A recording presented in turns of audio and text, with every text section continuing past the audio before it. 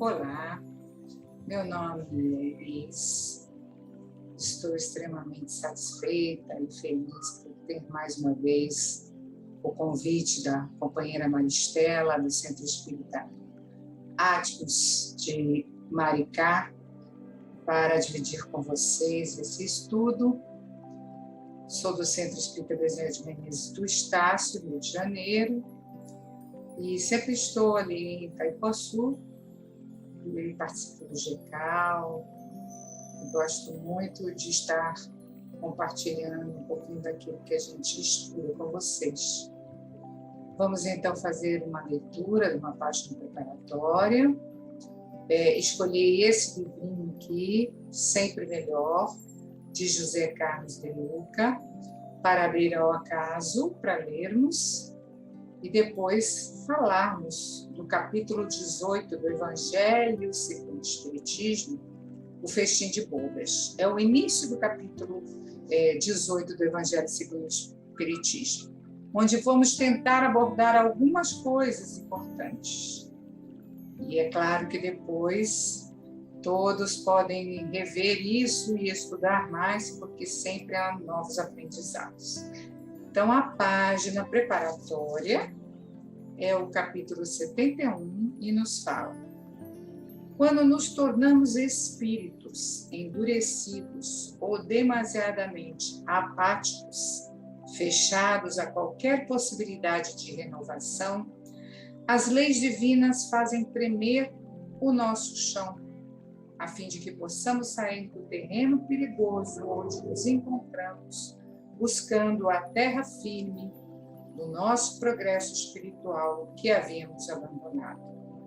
Deus não quer nos destruir quando surgem os empecilhos. Ele apenas almeja nos levar a uma situação mais benéfica do que aquela que estamos vivendo.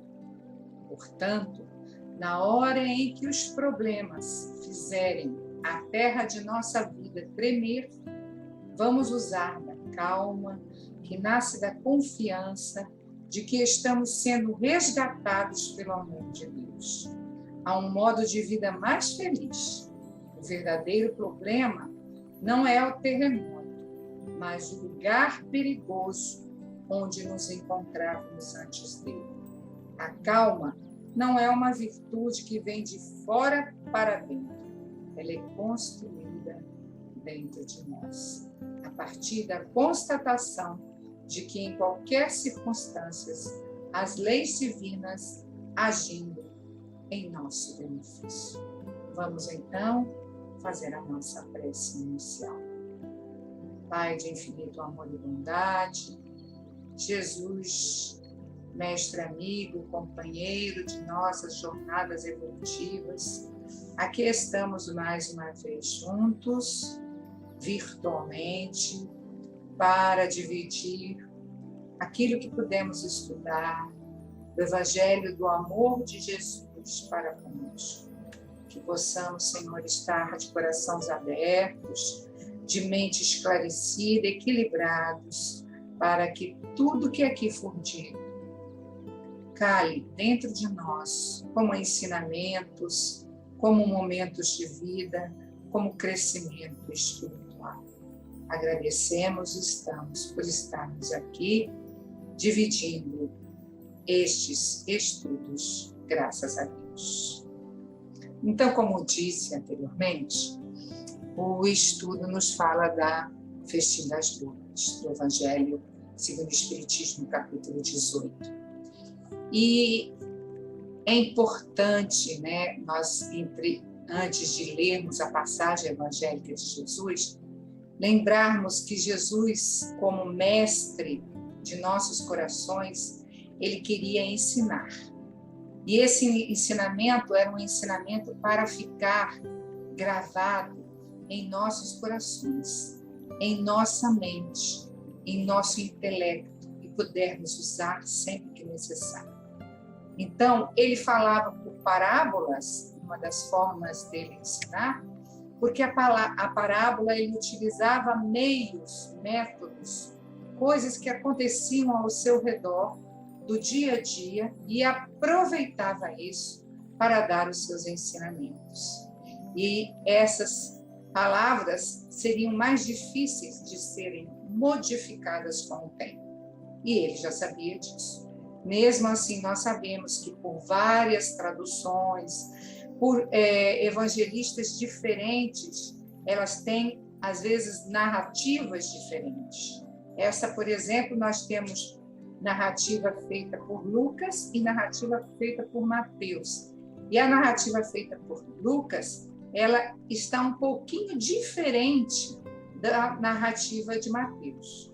Então, nós vamos ler a narrativa de Mateus, deixando para os companheiros que depois queiram fazer uma comparação com a narrativa de Lucas, que está aqui nos meus apontamentos, exatamente Lucas 14, 15 a 24. E vamos ler no Evangelho segundo o Espiritismo a de Mateus, que é capítulo 22, versículo 1 a 14.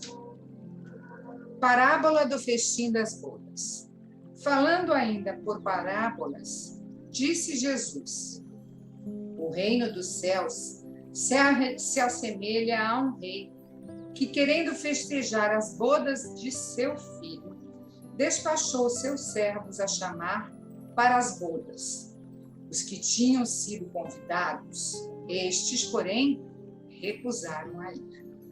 O rei despachou outros servos, com ordem de dizer de sua parte aos convidados: preparei o meu jantar, mandei matar os meus bois e todos os meus cevados. Tudo está pronto, vinde às bodas. Eles, porém, sem se incomodarem com isso, lá se foram, um para a sua casa de campo, outro para o seu negócio. Os outros pegaram dos servos e os mataram, depois de lhes haverem feito muitos ultrajes. Sabendo disso, o rei se tomou de cólera e, mandando contra eles seus exércitos, exterminou os assassinos e lhes queimou a cidade. Então disse a seus servos: o festim das bodas está inteiramente preparado, mas os que para ele foram chamados não eram dignos dele. Ide, pois, às encruzilhadas e chamai para as bodas todos quanto encontrardes. Os servos, então, saíram pelas ruas e trouxeram todos os que iam encontrando, bons e maus. A sala das bodas se encheu de pessoas que se puseram à mesa. Entrou em seguida o rei para ver os que estavam à mesa, e dando com um homem que não vestia a túnica nupcial, disse: meu amigo, como entraste aqui sem a túnica nupcial? O homem guardou silêncio. Então disse o rei à sua gente: atai-lhe as mãos e os pés e lançai-o nas trevas exteriores. Aí é que haverá prantos e ranger de dentes, porquanto muitos há chamados, mas poucos os escolhidos. Então, essa parábola, que é a parábola que fala das bodas, de uma festa, de um casamento, e vale aqui nós ressaltarmos que Emmanuel, no livro O Consolador, ele fala que esse casamento é um casamento simbólico. Casamento simbólico. As bodas, o casamento é Jesus. E a humanidade é um relacionamento, uma união entre os ensinos do Pai e a humanidade. E nós, em cada momento de nosso ciclo evolutivo, cada vez que estudamos, cada vez que aprendemos, nós vamos entender de uma forma diferente o ensinamento evangélico, os ensinamentos do Cristo. E cada dia nós vamos aprimorando. Então, ele nos diz que nós estamos no momento em que a Terra se encontra noivando com o Pai. Nós ainda não somos capazes de casar, porque esse casamento, para ser essa comunhão de ideias, nós ainda precisamos crescer muito. E é claro que nós vamos ressaltar alguns pontos dessa parábola, porque nós sabemos que há muitos detalhes. Então, eu pensei alguns pontos que eu achei importantes, que nós sabemos que uma parábola tem muitos símbolos, muita alegoria e muito entendimento. Então, para nós conversarmos sobre isso. E vale a pena aqui também eu destacar uma questão do próprio Consolador, de Francisco Cândido Xavier por Emmanuel, que ele nos diz assim, é a questão 290. Poder-se-á reconhecer nas parábolas de Jesus a expressão fenomênica das palavras, guardando a eterna vibração de seu sentimento nos ensinos? E a resposta que nos coloca Emmanuel. Sim, as parábolas do Evangelho são como as sementes divinas que desabrocham mais tarde em árvores de misericórdia e de sabedoria para a humanidade. Então, as parábolas, como sementes, elas vão cair no terreno, né, e vão dar frutos, flores, árvores, em cada momento de uma forma. Em cada momento nós vamos entendê-la de uma maneira, e isso nós vamos trazendo para o nosso íntimo, fazendo essa transformação, essa renovação, esse burilamento, para termos o verdadeiro conhecimento, a verdadeira sabedoria que está por trás desta e de tantas parábolas que Jesus nos deixou. Lembrar também que é muito interessante, porque são várias palavras que falam de bodas, né, de casamento. Entre elas, uma das primeiras no apostolado de Jesus, que é as bodas de Canaã, onde ele transforma o vinho em água. Então, esse relacionamento entre os ensinamentos do Pai e nós para um movimento de aprendizado. E sempre nesse sentido de bodas, de casamento, que também traduz a alegria de uma festa. Alegria que deve estar presente, né, em nós, como convidados do bem. Então, aqui eu destaquei, eu coloquei aqui, mas a gente vai comentar, alguns tópicos dessa parábola. Primeiro, o reino dos céus, que simbolicamente seria esse reino dos céus. O reino do céu é aquele local onde todos nós queremos ir, né? Nós queremos ir para um bom lugar, entre aspas, para o céu. Muitos dizem que querem ir para o nosso lar. Mas esse reino dos céus, Jesus já nos disse que está dentro de nós. Então, se nós não fizermos a nossa transformação íntima, o nosso, vamos dizer assim, céu vai estar sempre não pouco iluminado. Então, de acordo com o nosso crescimento, o céu, que é um estado de consciência, vai mudar em cada encarnação, em cada momento de nossa vida. Então, se o convite é de um rei para participar dessas bodas, para dar entrada ao reino dos céus, quem é este rei? Este rei só poderia ser Deus, né? O nosso Pai Criador, com outro nome que queremos dar, força, energia, Jeová, seja o que for. Mas nós espíritas chamamos de Deus, o nosso Pai, o nosso Criador de todo esse mundo que estamos a viver. E se o rei, né, convida para as bodas de seu filho é Jesus. Então, o nosso Pai Criador está convidando a todos nós, indistintamente, para participar das bodas com Jesus. Ou seja, para participar dos ensinamentos que Jesus está a nos deixar. E constantemente, em momentos diferentes de vida, nós somos convidados. E por várias encarnações em diferentes religiões, continuamos a ser convidados.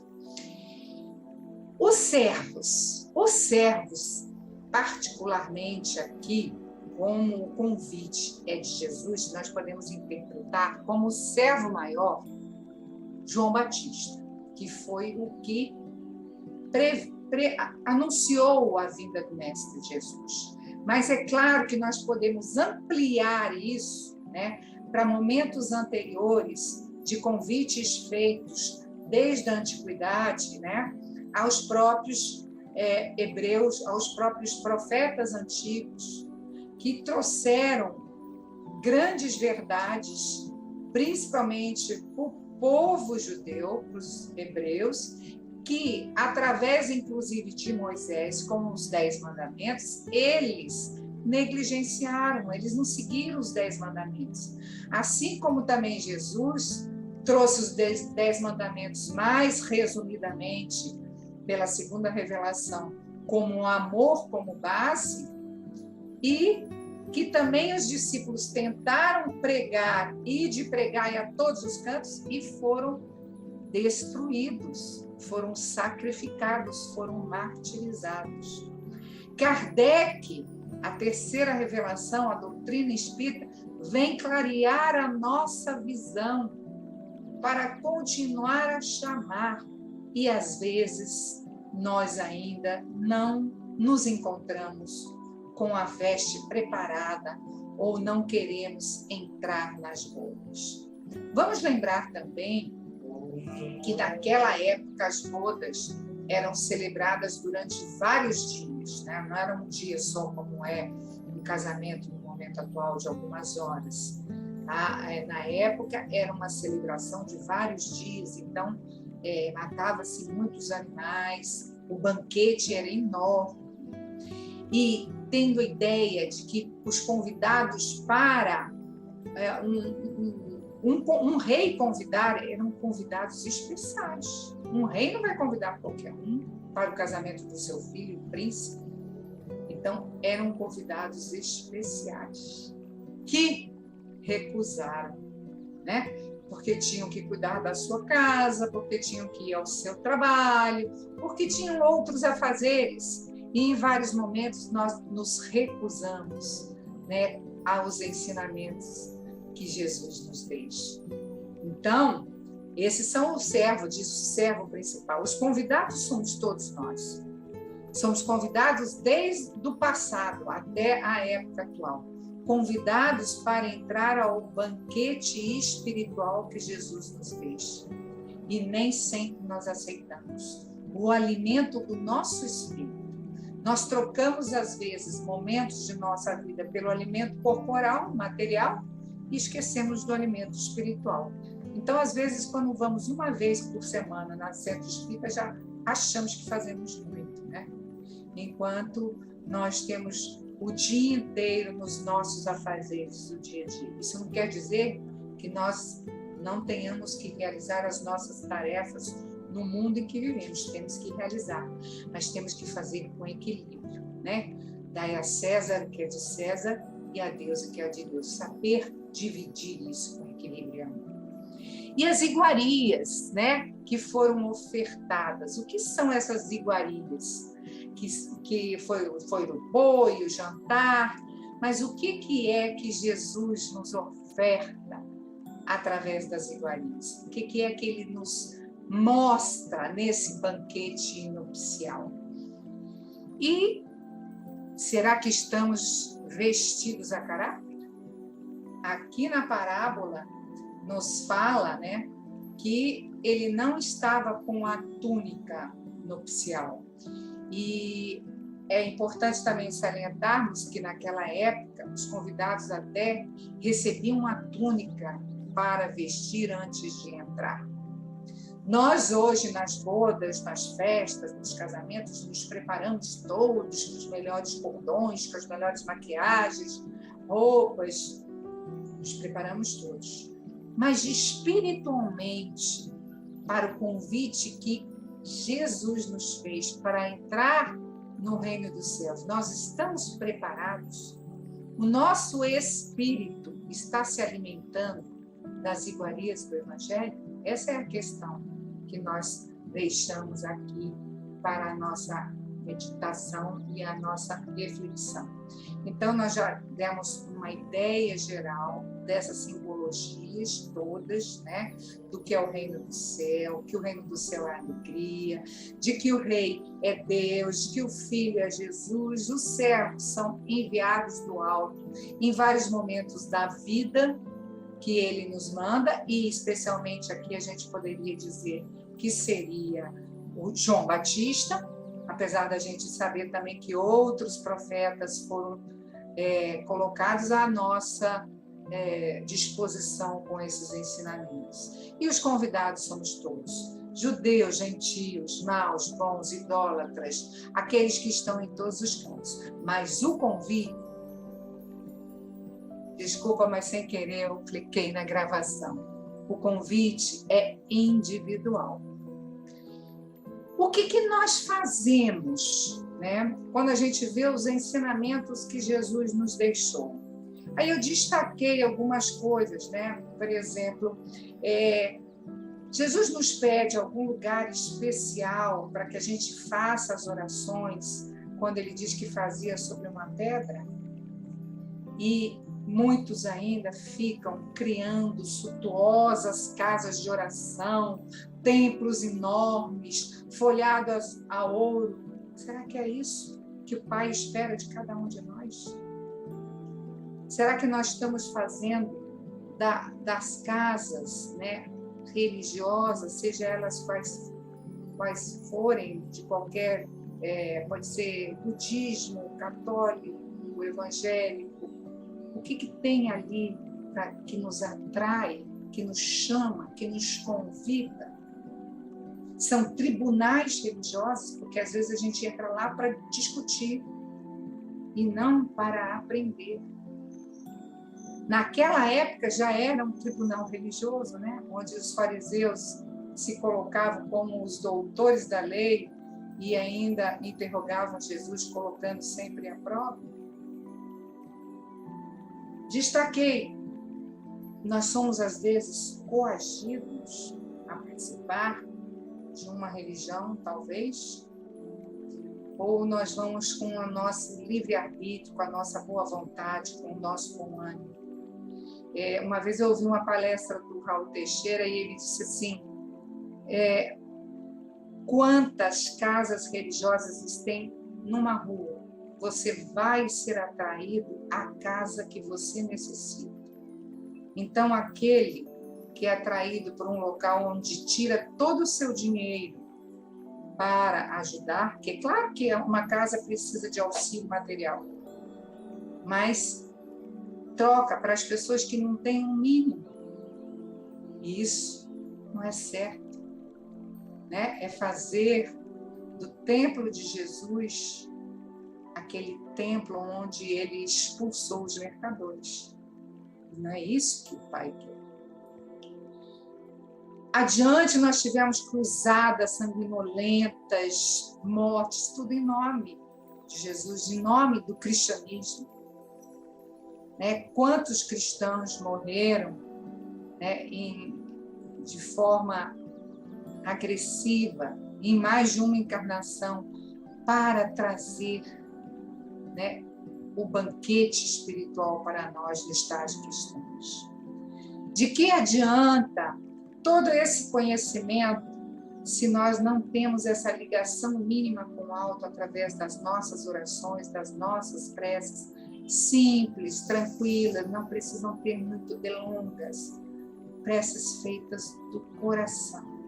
Então, isso são algumas coisas que eu tirei dos ensinamentos que Jesus nos deixou, que nós temos que fazer, né? Eu não sei que jeitinho que eu estou dando jeito aqui, de vez em quando eu corto a gravação, mas agora eu não vou fazer mais isso não. Então, Ele nos pede, eu destaquei algumas passagens do Evangelho que diz: o Pai não quer a morte do ímpio. O Pai faz seu sol brilhar para os bons e para os maus. Daí o convite ser a todos, em qualquer encruzilhada. Ninguém verá o reino de Deus se não nascer de novo, se não nascer com seus sentimentos, se não nascer com o seu coração renovado, se não deixarmos de ser o homem velho para sermos o homem novo. A vontade do Pai é de que haja um só rebanho, um só pastor. Até a ovelha mais desgarrada, ele vai lá buscá-la para trazê-la de novo ao aprisco.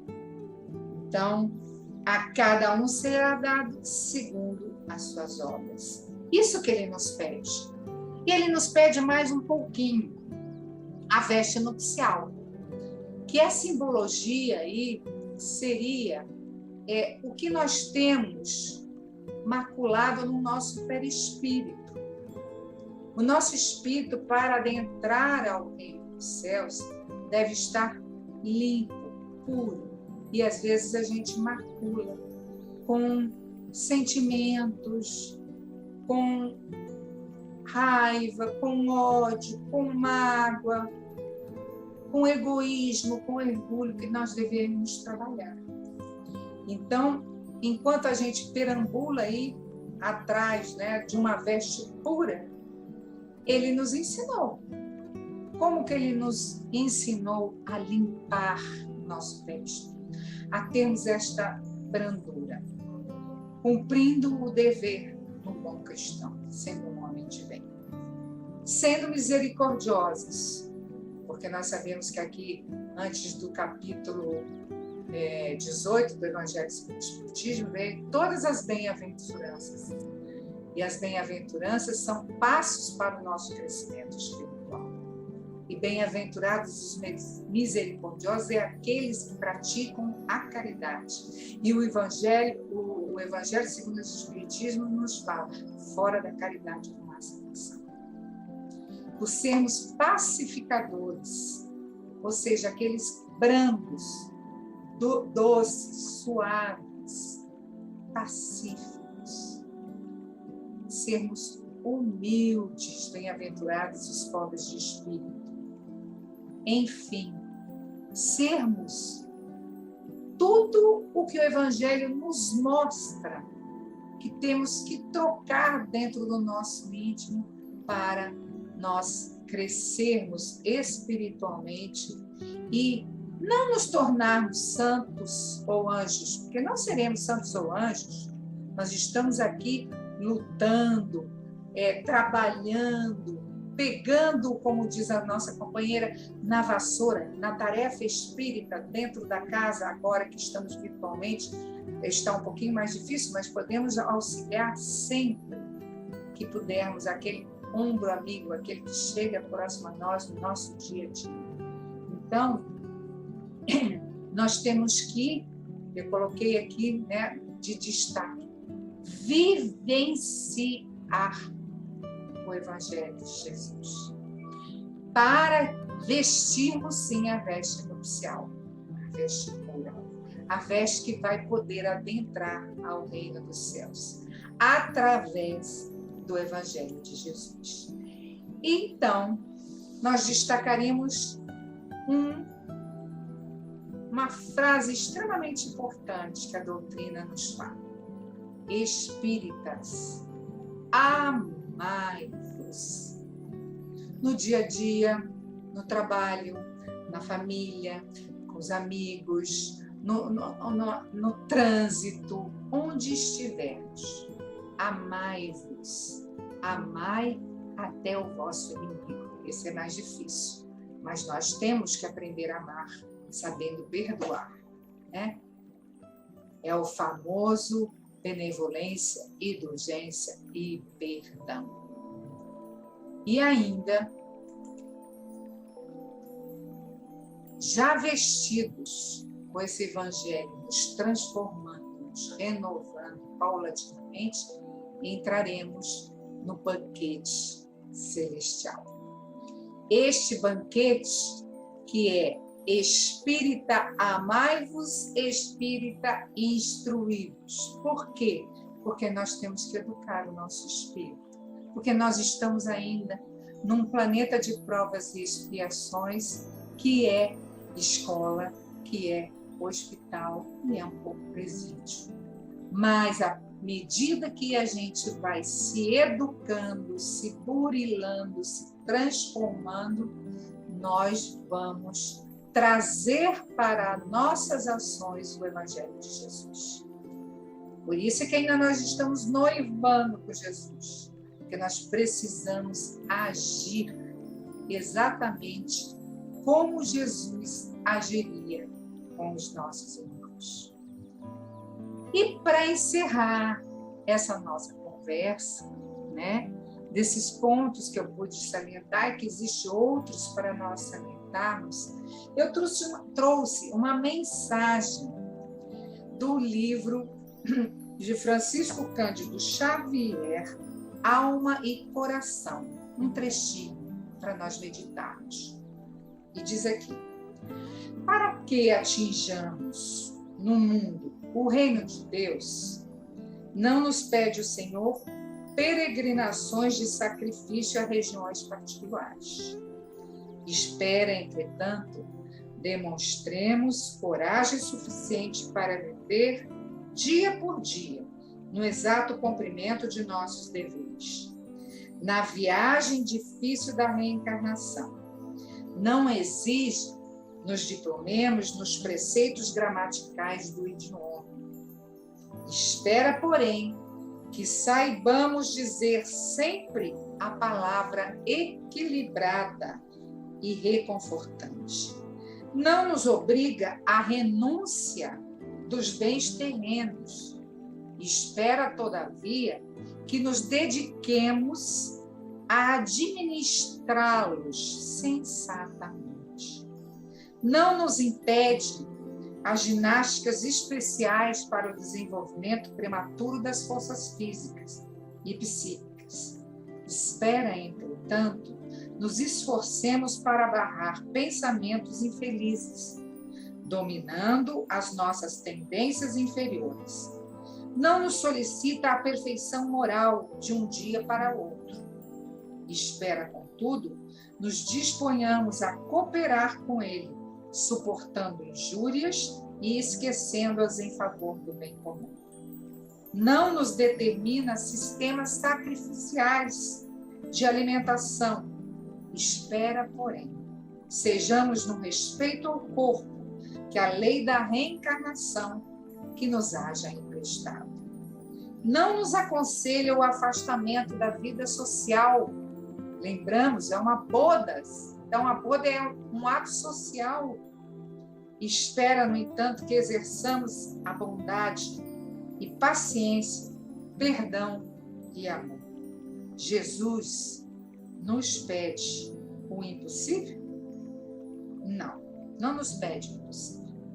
Solicita-nos apenas a colaboração e trabalho na medida de nossas possibilidades humanas, cabendo-nos, porém, observar que, se todos aguardamos ansiosamente o mundo feliz de amanhã, é preciso lembrar que, assim como um edifício se levanta da base, o reino de Deus começa em nós. Então, que a gente possa, neste ano de 2022, transformar o reino de Deus que habita dentro de nós nos nossos dias, dia a dia, sendo felizes, sendo fraternos, podendo dividir com os nossos companheiros os nossos desafios, as nossas dificuldades, mas sempre tendo uma mão amiga, um braço para confortar, um sorriso que tantos necessitam.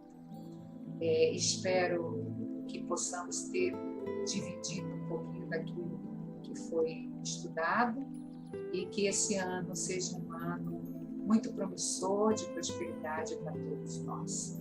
Mais uma vez, meu agradecimento e que a paz esteja dentro do coração de cada um de vocês nesta noite de hoje. Assim, encerrando, farei uma pequena prece de agradecimento e de paz. Senhor Jesus, bom e divino amigo, mestre de nossas almas, pastor de nossas vidas, obrigado por tudo que temos recebido, Senhor, em nome desses ceareiros do bem e do amor, e que possamos, neste ano que está se iniciando, poder trabalhar mais para a causa espírita, para o crescimento espiritual, para que todos possam conhecer, Senhor, o banquete celestial que espera a cada um, que se renove, que se transforme e que passe a amar como Tu nos amaste em todos os momentos de nossa vida. Não nos deixa sós, estás sempre a nos envolver, a nos elevar, a nos amparar. Obrigado por tudo, Senhor, e que a Tua paz esteja sempre conosco, hoje e sempre, assim seja. A todos, o meu muito obrigado.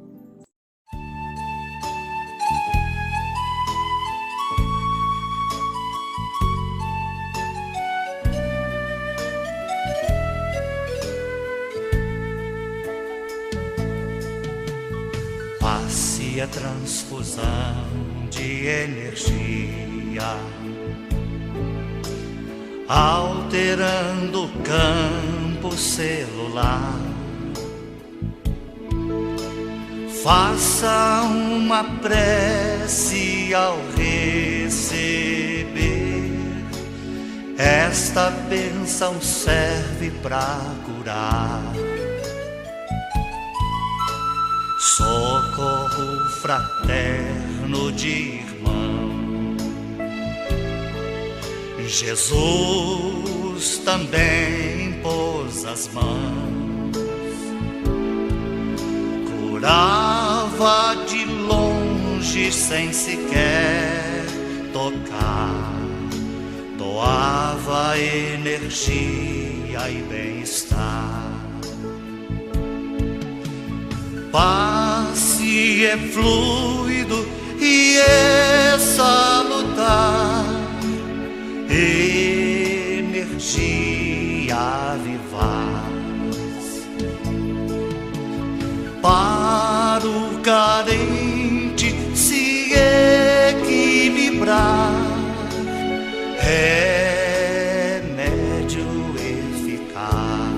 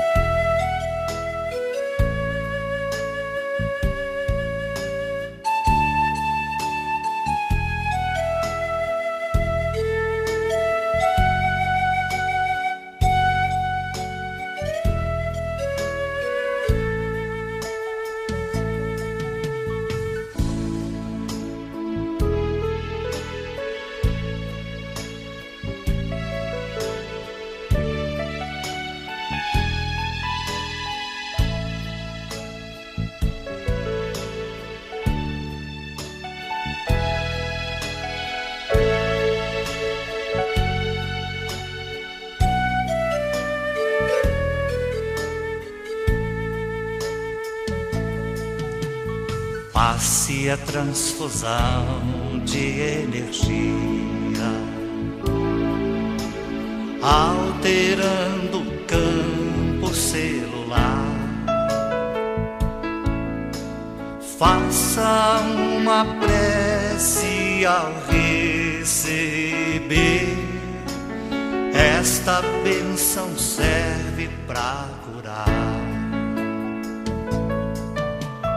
socorro fraterno de irmão.